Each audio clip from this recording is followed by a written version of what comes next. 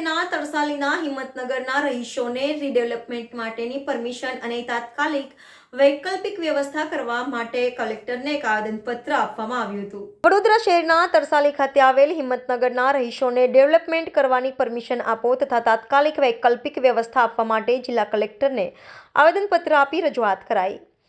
વડોદરા શહેરમાં આવેલ હિંમતનગર તરસાલી ખાતે LIGના 865 મકાનો 40 વર્ષથી રહેતા નાગરિકો દ્વારા તમામ હપ્તા પેટે રકમ પણ સંપૂર્ણ રીતે ચૂકવણી થઈ ગયેલ છે। સાથે હાલમાં ગ્રામીણ વિસ્તારમાંથી શહેરી વિસ્તારમાં સમાવિષ્ટ કરવામાં આવેલ છે। ત્યારે અવારનવાર વડોદરા શહેરમાં આવેલ અન્ય કચેરીઓમાં લેખિત મૌખિક આવેદનપત્ર સ્વરૂપે રજૂઆત કરી ચૂક્યા છીએ। ત્યારબાદ ગાંધીનગર સચિવાલય ખાતે મુખ્યમંત્રી ભૂપેન્દ્રભાઈ પટેલ અને રાજ્યપાલને પણ રજૂઆત કરી ચૂક્યા છે, પરંતુ સ્થાનિક તમામ રહીશોની રજૂઆત એ જ છે કે અમારા મકાનો હાલમાં જર્જરિત થયા છે, જાનહાનિ પણ થઈ શકે છે। ત્યારે અમોને રીડેવલપમેન્ટ કરવાની મંજૂરી અથવા તો સરકારના ધારાધોરણ મુજબ અમારા મકાનો રીડેવલપમેન્ટ કરી આપવા અથવા હાલમાં અમોને નિર્ભયતાની નોટિસ પાઠવીને લાઇટ, પાણી, ડ્રેનેજ લાઇન કાપવાની અને ઘર વિહોણા કરવામાં આવી રહ્યા છે। જો સ્થાનિક લોકોને રીડેવલપમેન્ટ કરવાની મંજૂરી આપવામાં આવે તો અમો તમામ રહીશો જાતે રીડેવલપમેન્ટ કરવા તૈયાર છીએ અને સરકાર દ્વારા રીડેવલપમેન્ટ કરી આપવા તૈયાર હોય ત્યારે અમોને તાત્કાલિક વૈકલ્પિક વ્યવસ્થા કરી આપવામાં આવે તે માટે આજે સ્થાનિક લોકો જિલ્લા કલેક્ટર કચેરીએ આવી જિલ્લા કલેક્ટરને આવેદનપત્ર આપી રજૂઆત કરવામાં આવી હતી। Reporter Rahul Rajput, YNN news, Vadodara.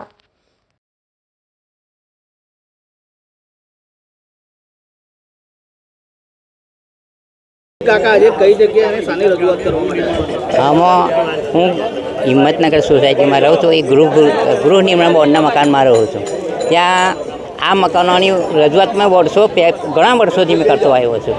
28/7/2009 Anil Mukim collector સાહેબ જાહેર પ્રોગ્રામમાં આવેલા સેવાતીતમાં ત્યાં મેં એમને રજૂઆત કરેલી, તો ત્યારનો આ લડત આપું છે। હાલમાં પણ લડત આપ મારો પહેલો તબક્કો પૂરો થયો આ કોર્પોરેશનમાં લાવવા માટેનો, આ બીજો તબક્કો હવે ચાલુ થયો।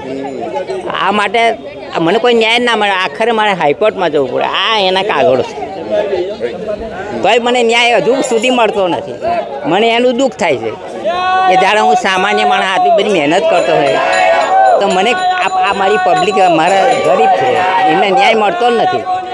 તે એના અહીંયા કલેક્ટર સાહેબને રજૂઆત કરવા આવ્યા છે ને આ બાબતને જો આજે હવે પછી કંઈ નહીં થાય અમે ઉગ્ર આંદોલન કરીશું। શું નામ છે આપણું? મારું નામ ધુળાભાઈ માવજીભાઈ પરમાર। આજે વડોદરા શહેર કલેક્ટર કચેરી ખાતે અમે રજૂઆત કરવા માટે આવ્યા છે। હિંમતનગરમાં આવેલ જે તરસાલી નગર હિંમતનગરના જે રહીશો છે આ લોકોની અવારનવાર જે માંગણી હતી કે જે મકાનો જર્જરિત થયા છે તો રીડેવલપમેન્ટ કરવામાં આવે અથવા તો ગુજરાત ગૃહ ગ્રામીણ નિર્માણ બોર્ડ દ્વારા આ લોકોને જે પણ મકાનો છે એને બનાવી આપવામાં આવે, પરંતુ જે કહેવાય છે કે કામચોર અધિકારીઓ, કામચોર કર્મચારીઓ આ લોકો સાંભળતા નથી ને આજે જે કહેવાય છે કે આ લોકોને જે નિર્ભયતાની નોટિસ પાઠવવામાં આવી છે અને જે કે લાઇટ, પાણી, ડ્રેનેજ કાપવાની વાત થઈ છે ત્યારે આજે ફરીથી અમે લોકો એક આંદોલન કર્યું છે અને આ આંદોલન સમેટવામાં નહીં આવે, કારણ કે જે કહેવાય છે કે ગુજરાતની અંદર જ્યારે મુખ્યમંત્રી શ્રી ભૂપેન્દ્ર પટેલ અને જે રાજ્યપાલશ્રીને અમે રજૂઆત કરી હોય અને રાજ્યપાલ અને મુખ્યમંત્રીશ્રીએ અહીંયા આગળ સૂચના આપી હોય છતાં પણ આ કામચોર અધિકારીઓ કામ નથી કરતા। એટલે ખાસ કરીને અમારી માંગણી એક જ છે કે આવા અધિકારીઓને સસ્પેન્ડ કરવામાં આવે।